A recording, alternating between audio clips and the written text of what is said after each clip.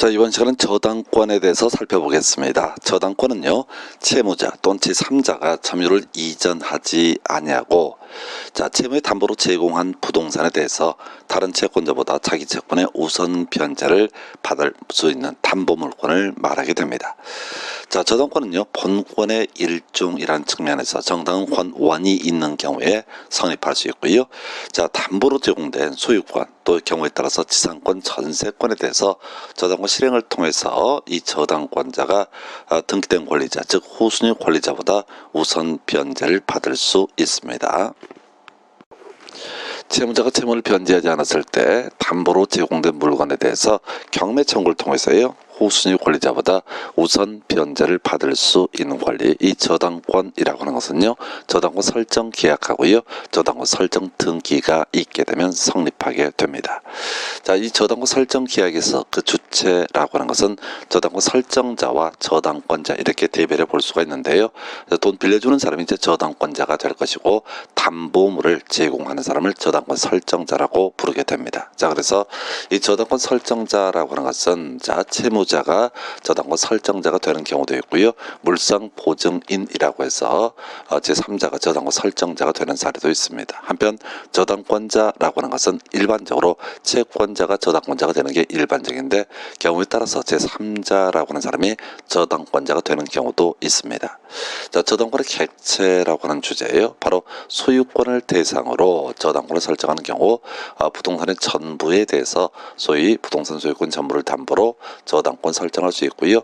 자, 한편 소유권이라고 하는 것 관련해서요, 지분 형태로 소유하는 경우가 있었죠. 그래서 공유 지분을 대상으로도 저당권을 설정할 수 있습니다. 한편요, 자, 물권 중에서 양도 가능한 권리인 지상권, 전세권을 대상으로도 담보로도 저당권을 설정할 수 있습니다. 그러나 지역권은 저당권의 객체가 될 수 없죠. 이유는 지역권은요, 양도할 수 없는 권리이기 때문에 저당권의 객체도 될 수 없습니다. 자, 한편 피담보 채권이라고 해서 일반적으로 이제 돈 빌려줬을 때 저당권 설정하니까 금전 채권이 피담보 채권으로서의 의미를 가질 텐데, 예외적으로 금전 채권 외 채권도 피담보 채권이 될 수 있습니다. 자, 저당권 설정 등기라고 하는 것, 결국 이제 저당권은 설정 등기가 있어야지 성립하게 될 텐데요. 이 저당권 설정 등기에서 필수적 등기사항이라고 하는 것은 채권액하고요, 돈 받을 권리죠. 자, 돈 받을 액수입니다. 그 다음에 채무자의 성명 주소라고 하는 것이 필수적 등기사항이 되게 됩니다. 그 외에요, 자, 이 저당권 설정 계약을 체결할 때 만약에 이자라든가 위약금 또 변제기 정하겠죠. 이런 것들은 소위 임의적 등기사항에 해당이 되게 됩니다. 저당권은 특정한 채권액을 경매 과정에서 후순위 권리자보다 우선 변제받을 수 있는 담보 물권에 해당이 됩니다. 이에 비해서요, 근저당권이라고 하는 것은 계속적 거래 관계에서 발생하는 채권, 그래서 특정할 수 없는 채권, 그래서 채권 최고액이라고 하는 것을 설정을 하고요. 그래서 경매 과정에서 이 채권 최고액까지 후순위 권리자보다 우선 변제를 받을 수 있는 저당권의 한 종류가 되게 됩니다. 근저당권은요, 기본 계약, 그 다음에 근저당권 설정 계약, 그 다음에 근저당권 설정 등기를 통해서 성립하게 됩니다. 예를 들어서요, A라고 하는 치킨 프랜차이즈 법인이 하나 있다고 전제해 보겠습니다.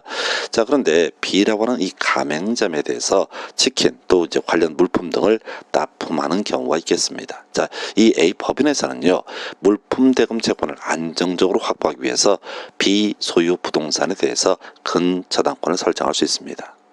만약 A 법인이 B 소유 부동산에 대해서 채권 최고액을 1억으로 설정해서 등기를 하게 되면은 A 법인은요, 근저당권이라고 하는 것을 갖게 될 텐데, 이때 물품 공급 계약이 기본 계약이라는 개념에 해당이 되고요, 채권 최고액을 1억으로 하는 계약이라고 하는 것이 근저당권 설정 계약에 해당이 됩니다. 자, 이런 경우 A 법인은요, 1억 원까지는 B 소유 부동산의 후순위 권리자보다 경매 과정에서 우선 변제를 받을 수 있습니다. 근저당권 설정 계약에서 근저당권 설정자라고 하는 사람은 담보물의 소유자가 되고, 그 다음에 근저당권자가 바로 채권자가 일반적인 모습이 되게 됩니다. 물론 이 근저당권 설정자라고 하는 사람은 채무자를 위해서 자신의 목적물, 담보물을 누굴 위해서 근저당권자에게 담보로 제공하는 경우도 있을 테고, 이런 경우를 우리가 물상보증인이라는 용어를 쓰게 됩니다. 근저당권은요, 소유권의 전부 또는 이제 일부라고 해서 공유 지분에 대해서 설정할 수 있고요, 지상권, 전세권에 대해서 설정할 수 있습니다. 동일한 논리 구조로 저당권에서 지역권을 대상으로 설정할 수 없듯이, 자, 근저당권이라고 하는 것도 지역권을 대상으로 설정할 수는 없습니다. 자, 근저당권 설정 계획에서 피담보 채권은 일반적으로 금전 채권이지만 역시 동일한 논리구조, 저당권에서 마찬가지로 일정한 경우에는 금전 채권 외 채권도 바로 피담보 채권이 될 수가 있습니다. 근저당권은 근저당권 설정 등기를 해야지 성립하게 됩니다. 이때 필수적 등기사항이라고 하는 것은 바로 채권 최고액과 채무자의 성명 주소가 되죠. 우리가 앞에서 논의했던 저당권에 있어서는 채권액과 채무자의 성명 주소인데 비해서 근저당권은 채권 최고액과 채무자의 성명 주소라는 측면에서 약간 달라지는 부분이 있죠. 한편 이때도 임의적 등기사항, 꼭 등기를 해야 되는 것이 아니라 약정이 되어 있으면 등기를 하는 사항으로는 이자라든가 위약금, 변제기 등이 있습니다. 저당권은 지상권, 전세권과 마찬가지로 이전 계약 그리고 이전 등기를 통해서 이전될 수 있습니다. 자, 채무자인 저당권 설정자 갑이 자신의 부동산을 담보로 채권자에게 돈을 빌리고요. 자, 그 다음에 저당권 설정 계약, 설정 등기를 해주게 됩니다. 그러면 이제 채권자 을이라는 사람은 저당권자가 되게 됩니다. 한편 이 저당권자 을이라는 사람은요, 자신이 채무자 갑에 대해서 받게 될 돈, 즉 저당권 설정자 갑에 대해서 받게 될 돈인 피담보 채권하고요, 그 다음에 이제 채무자가 채무를 변제하지 않았을 때 경매 청구에서 후순위 권리자보다 우선 변제를 받을 수 있는 저당권이라고 하는 것을 묶어서 저당권 이전 계약 그리고 저당권 이전 등기를 통해서 병이라는 사람에게 저당권을 양도할 수 있습니다. 그럼 이제 병이라는 사람이 저당권자가 되게 됩니다. 자, 물상보증인 정이라는 사람이 있습니다. 이 사람은 채무자를 위해서 채권자 무와 저당권 설정 계약 그리고 저당권 설정 등기를 통해서 바로 채권자를 저당권자로 만들어 줄 수 있고요. 이때 물상보증인을 우리는 저당권 설정자라고 부르게 됩니다.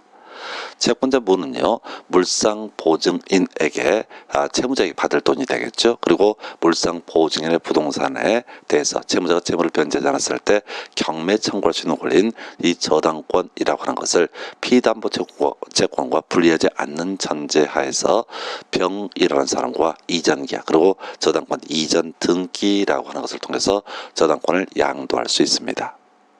자, 여기서 중요한 출제 포인트가 되는 것은요, 저당권이라고 하는 것은 분명히 양도할 수 있지만은 또 다른 채권에 담보로 하는 경우도 가능하지만 중요 쟁점이 되는 것은 바로 피담보 채권과 분리해서 양도 또는 다른 채권에 담보를 하지 못한다라는 점입니다. 저당권은 저당 목적물이 멸실 훼손되거나 공용징수가 있는 경우 외에 포기 등이 있는 경우도 소멸할 수 있습니다. 이 저당권의 포기라고 하는 것은 포기의 의사표시 외에 말소 등기라는 형식, 즉 등기가 실행이 돼야지 포기의 효력이 발생하게 됩니다.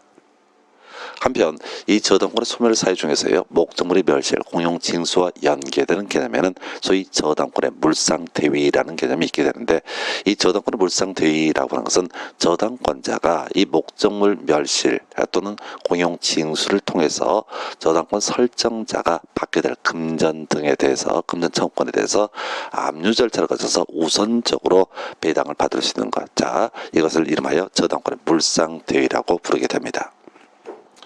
자, 갑 소유의 X 건물에 1번 저당권자 을이 돈을 빌려주고 저당권을 설정을 하게 됩니다.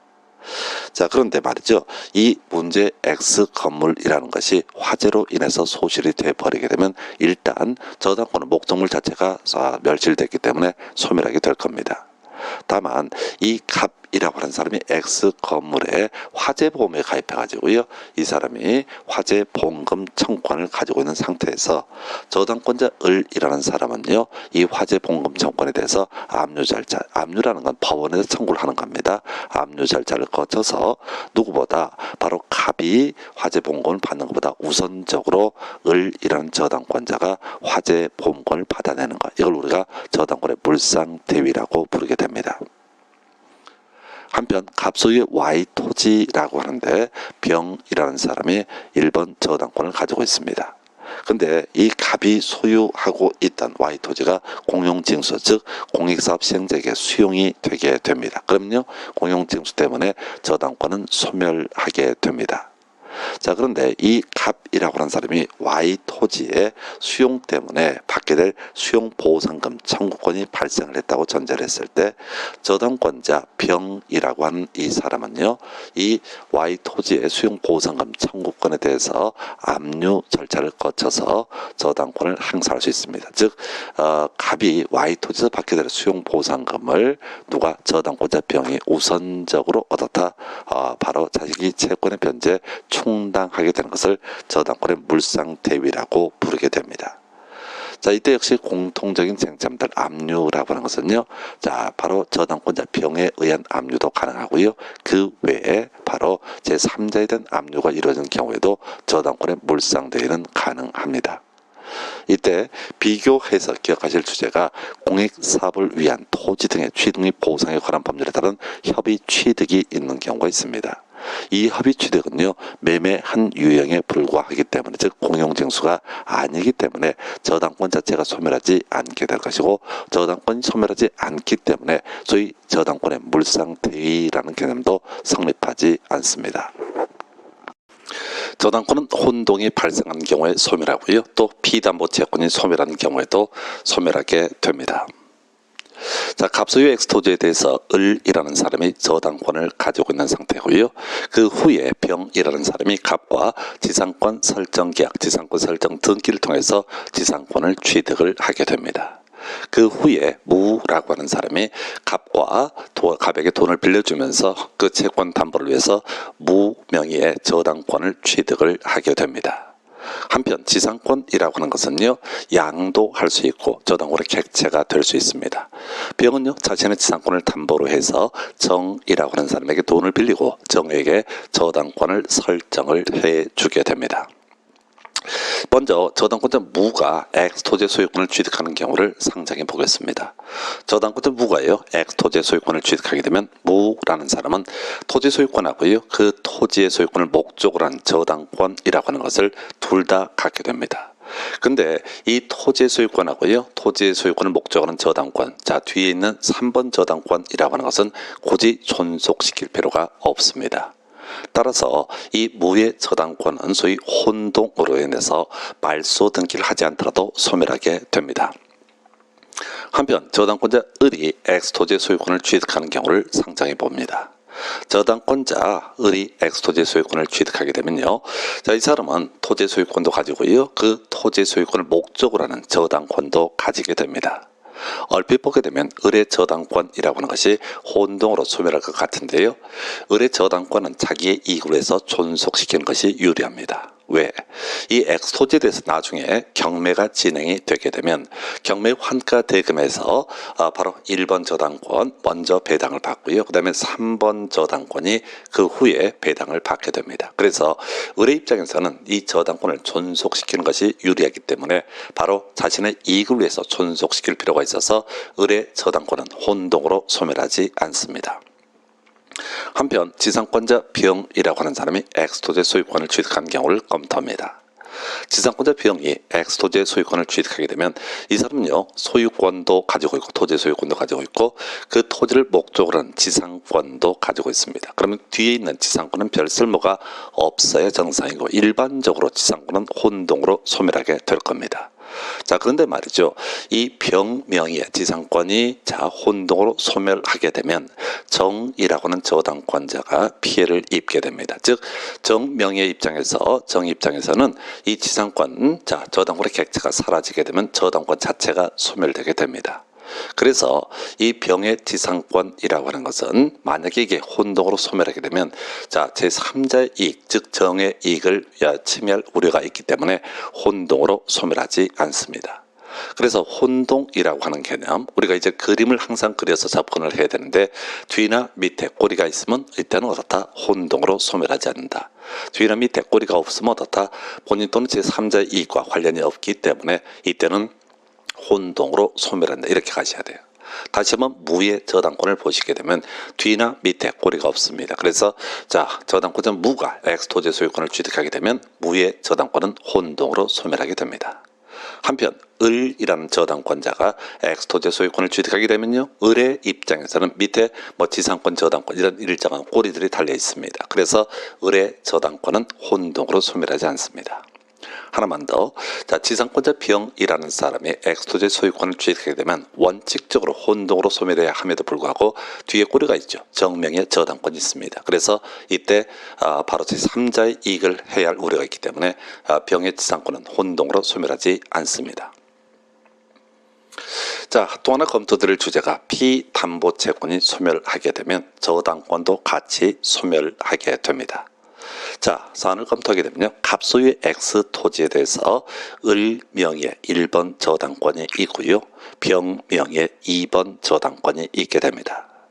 만약 갑이라고 하는 사람이 저당권자 병에게 재물을 변제하게 되면은 이때 2번 저당권이라고 하는 것은 무효인 등기가 되게 됩니다. 그래서 말소 등기를 하지 않더라도 2번 저당권자 병의 저당권은 소멸하게 됩니다. 왜? 돈을 다 갚았으니까.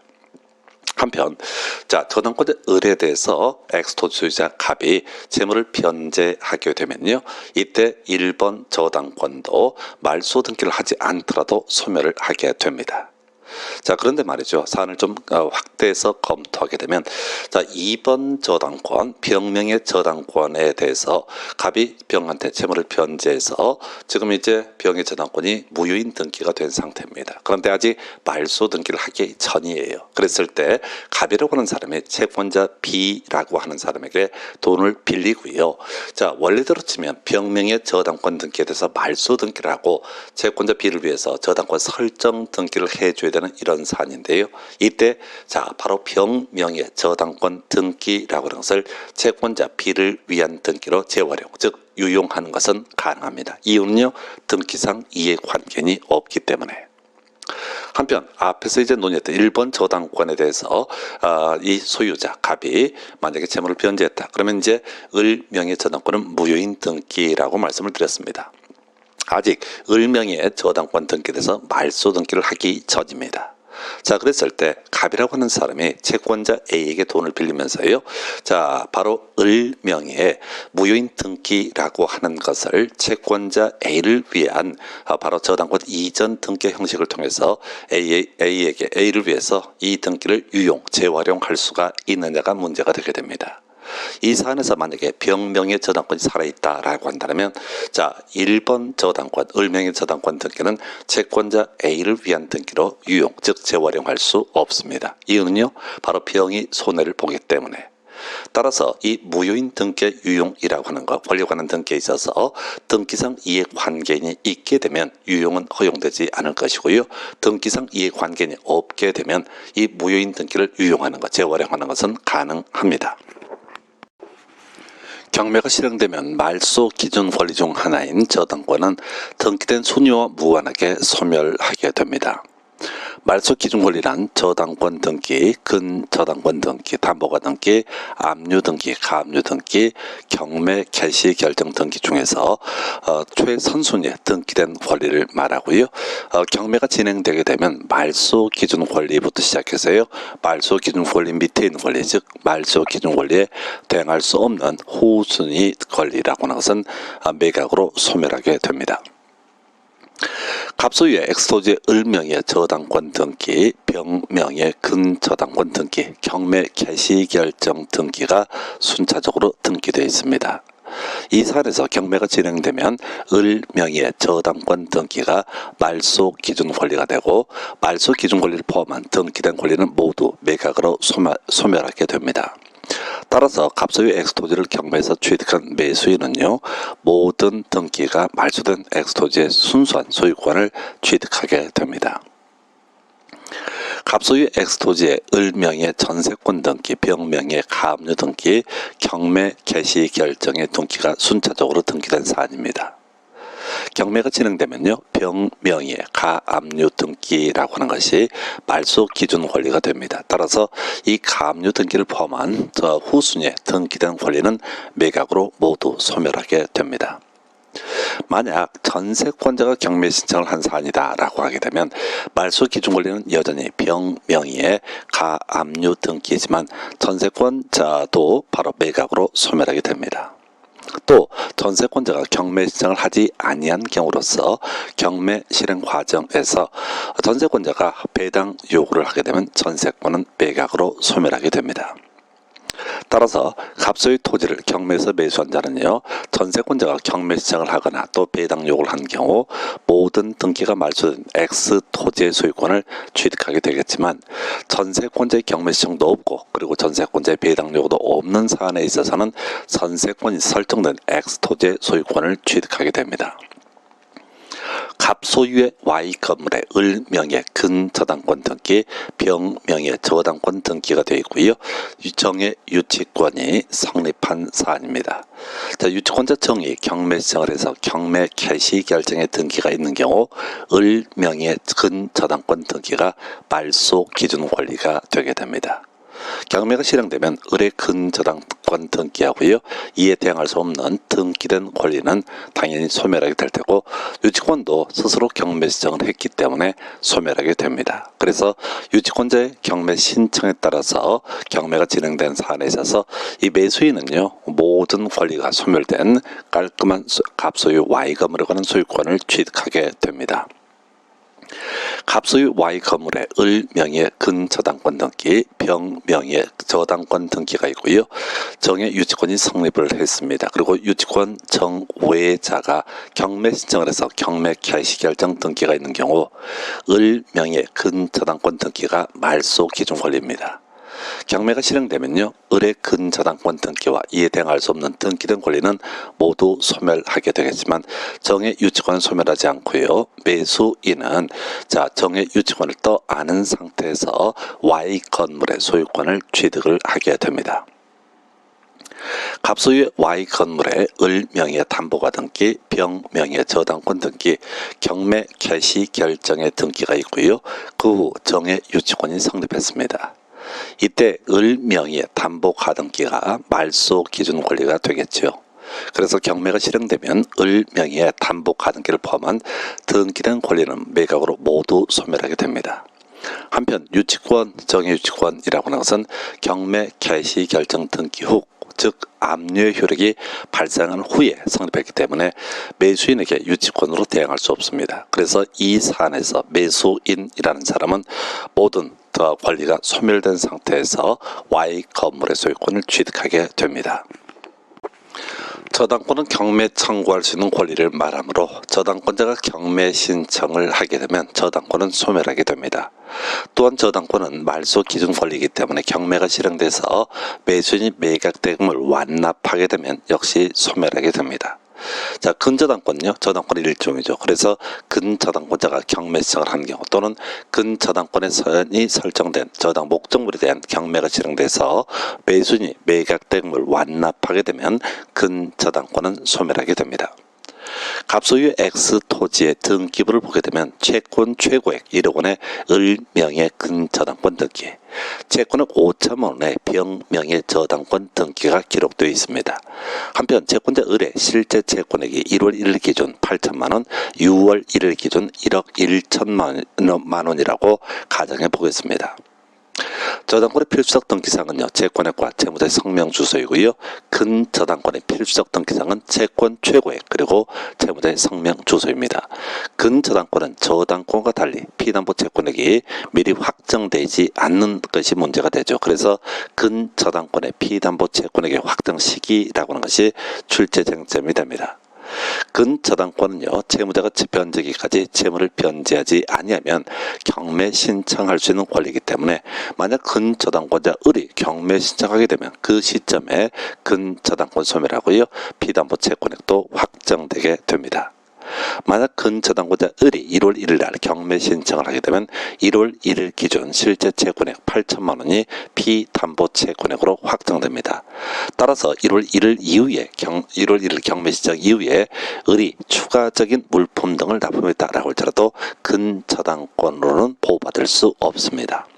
한편 근저당권자 을이 6월 1일 경매 신청을 하게 되면 6월 1일 기준 실제 채권액이 1억 1천만 원이 아니라 1억 원이 피담보 채권액으로 확정되게 됩니다. 근저당권은 말소 기준 권리에 해당하므로 후순위 그 저당권자의 경매 신청에 따라서 경매가 실행되고요. 그래서 매수인이 매각 대금을 완납하게 되면 그 시점에 근저당권은 소멸하게 됩니다. 따라서 후순위 저당권자가 경매 신청을 한 사안에 있어서 매수인이 매각 대금을 완납하는 시점에 선순위 근저당권의 피담보 채권액도 확정되게 됩니다. 후순위 저당권자인 병의 경매 신청에 따라서 1월 1일 매각 대금이 매수인에 의해서 완납되게 되면 근저당권자인 을의 피담보 채권액은 8천만 원으로 확정이 되고요.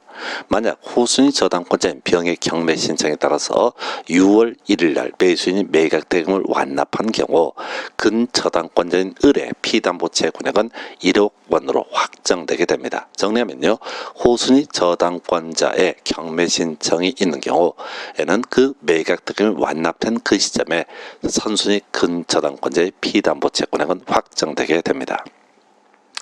채무자는요, 피담보 채무의 변제 후 무효인 근저당권 등기에 말소 등을 청구할 수 있습니다. 자, 만약 채무자 갑이 자신 소유의 X 토지에 채권 최고액 1억 원으로 근저당권을 설정해 줬는데요.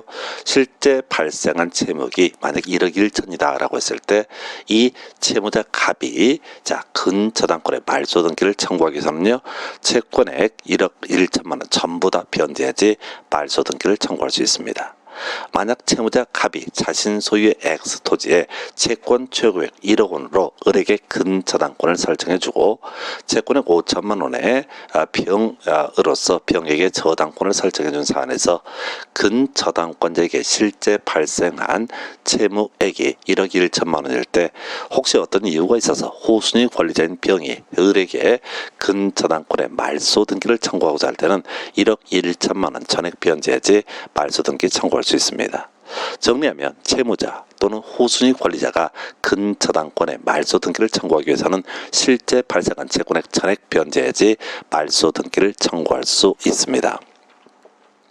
물상 보증인 갑이 자신 소유의 X 토지를 담보로 을에게 채권 최고액 1억 원으로 근저당권을 설정해준 사안에서 실제 발생한 채무액이 만약 1억 1천만 원이라고 할지라도 물상 보증인은요, 채권 최고액 중에서 1억 원까지만 변제하고 다 근저당권의 말소 등기를 청구할 수 있습니다. 갑에게 돈을 빌려준 을이라는 사람은 갑이 제공한 담보물을 대상으로 해서 저당권 설정 계약, 저당권 설정 등기를 통해서 저당권을 취득을 하게 됩니다. 우리가 앞에서 공부하신 소유권이라고 하는 것, 물권의 가장 대표적인 케이스 중에 하나였었죠. 소유권을 지켜내기 위해서 소유물의 반환 청구권, 방해 폐쇄 청구권, 방해 예방 청구권이라는 것이 인정이 됐었는데요. 이 소유권에 기한 물권적 청구는 저당권에도 준용되게 됩니다. 따라서 단순하게 접근을 시작하게 되면 저당권자는 저당권의 근거에서 반환 청구, 방해 폐쇄 청구, 방해 예방 청구를 행사할 수 있을 것처럼 보이는데 저당권은요, 점유를 전제로 한 권리가 아닙니다. 그래서 만약에 이 저당권 설정자가 점유하고 있는 저당 목적물을 정이라는 사람이 불법적으로 점유한다라고 했을 때 저당권자는 저당 목적물의 불법 점유에 대해서 반환 청구권을 행사할 수 없습니다. 토지 저당권자는요, 채무자가 변제기에 이르도록 그 채무를 변제하지 아니한 경우 그 토지에 대한 경매 청구를 통해서 후순위 권리자보다 우선 변제를 받을 수 있습니다. 그런데 말이죠.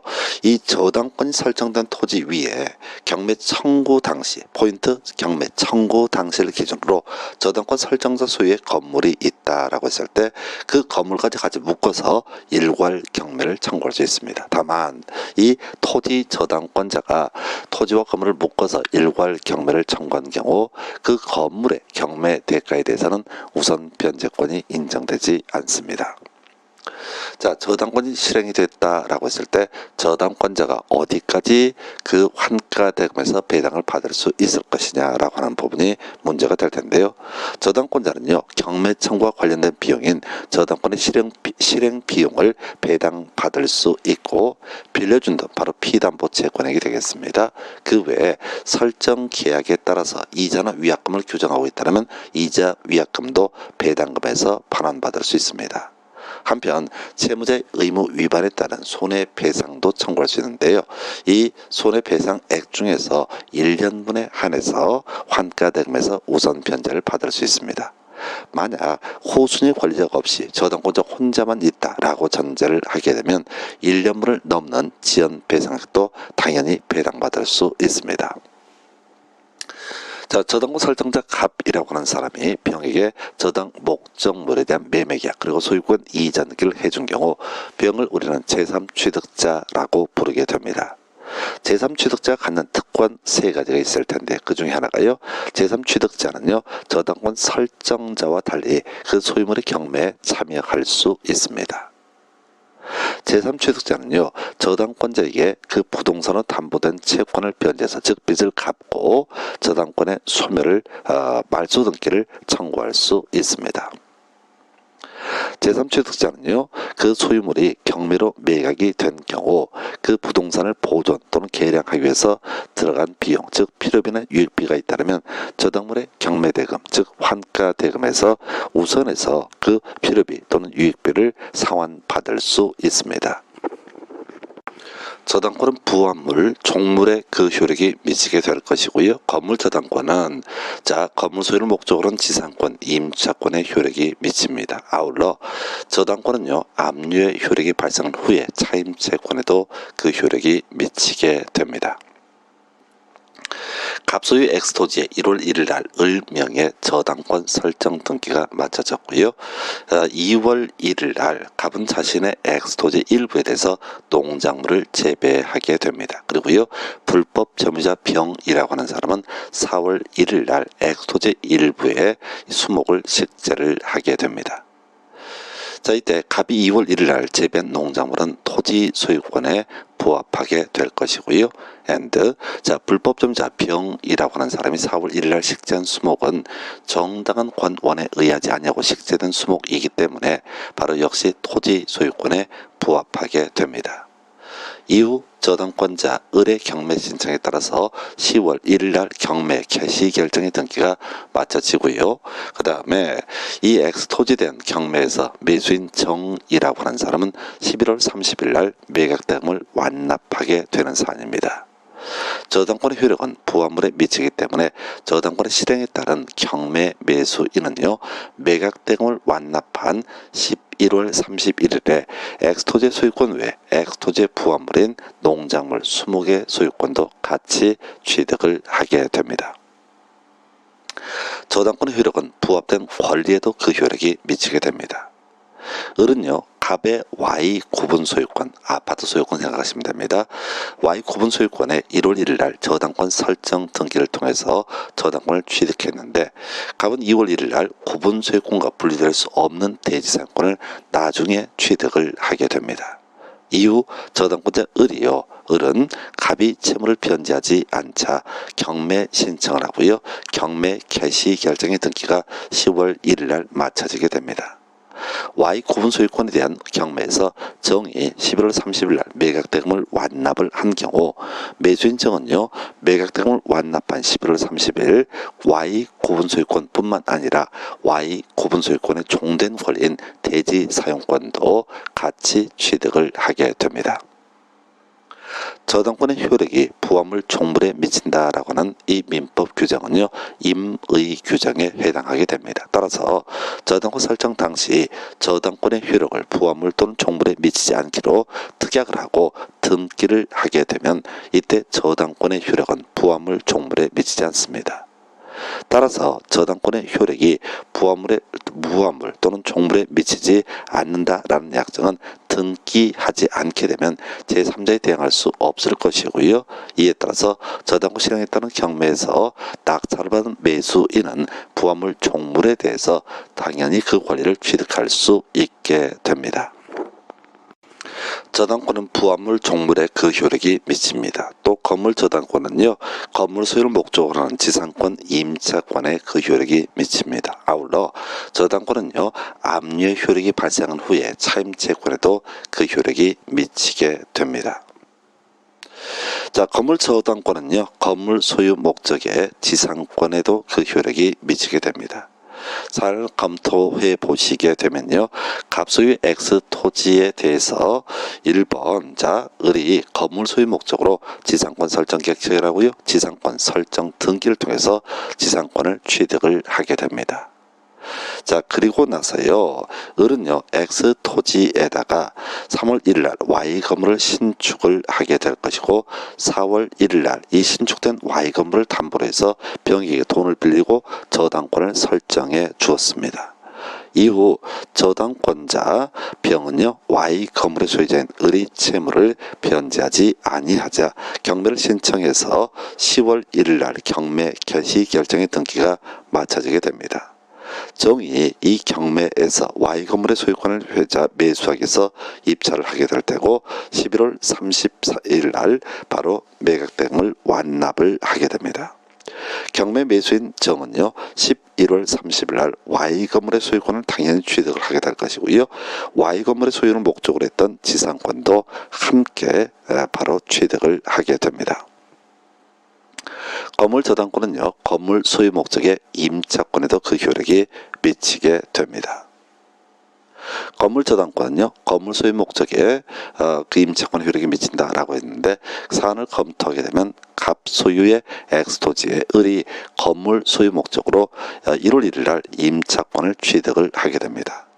을은 X토지에 3월 1일 날 바로 Y 건물을 신축을 하게 될 것이고요, 4월 1일에 이르러서 자신 소유의 Y 건물을 담보로 병에게 돈을 빌리고 저당권을 설정해 주게 됩니다.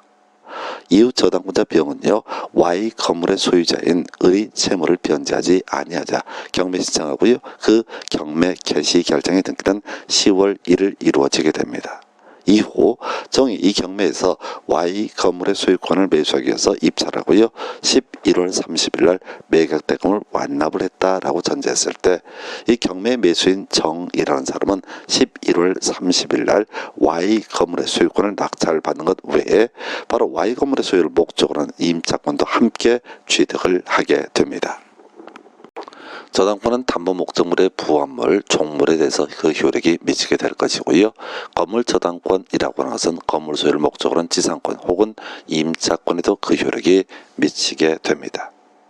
저당권은요, 압류 효력이 발생한 후에 저당권 설정자가 그 부동산으로부터 수취한 과실 또는 수취할 수 있는 과실에도 그 효력이 미치게 됩니다. 자, 갑소유 X 토지에 대해서요, 1월 1일 날 을명의 저당권 등기가 마쳐지게 되고요, 2월 1일 날 병명의 임차권 등기가 마쳐졌습니다. 등기된 바에 따르면은 매월 10일 임차인 병이 임대인 갑에게 차임을 지급하기로 약정이 된 사안입니다. 한편 10월 1일 날 저당권자 을의 경매 신청에 따라서 10월 1일 경매 개시 결정 등기가 마쳐지게 되고요, 기존의 임차권 등기의 내용에 따르게 되면 10월 10일 날 임차인 병은 임대인 갑에게 차임을 지급할 의무가 있는 상태입니다. 저당권자 을의 경매 신청에 따라서 10월 1일 날 경매 개시 결정의 등기가 이루어지게 되면 이때 바로 압류의 효력이 발생하게 됩니다. 이때 이렇게 압류 효력이 발생했을 때 저당권자는 임차인 병에게 그 차임 지급을 청구할 권리가 발생합니다. 한편 경매 진행 중에 11월 1일 날 엑스토지의 소유자 갑이 정액의 소유권 이전 등기를 넘겨버린 경우 임차인 병원은요 11월 10일 날 소유자 정액에 차임을 지급할 의무가 있습니다. 이때 저당권자가 11월 1일 이후에 저당권자 을에게 저당권자 을이 임차인 병에게 차임 지급을 청구하기 위해서는 제3취득자인 정에 대해서 통지가 이루어져야 됩니다.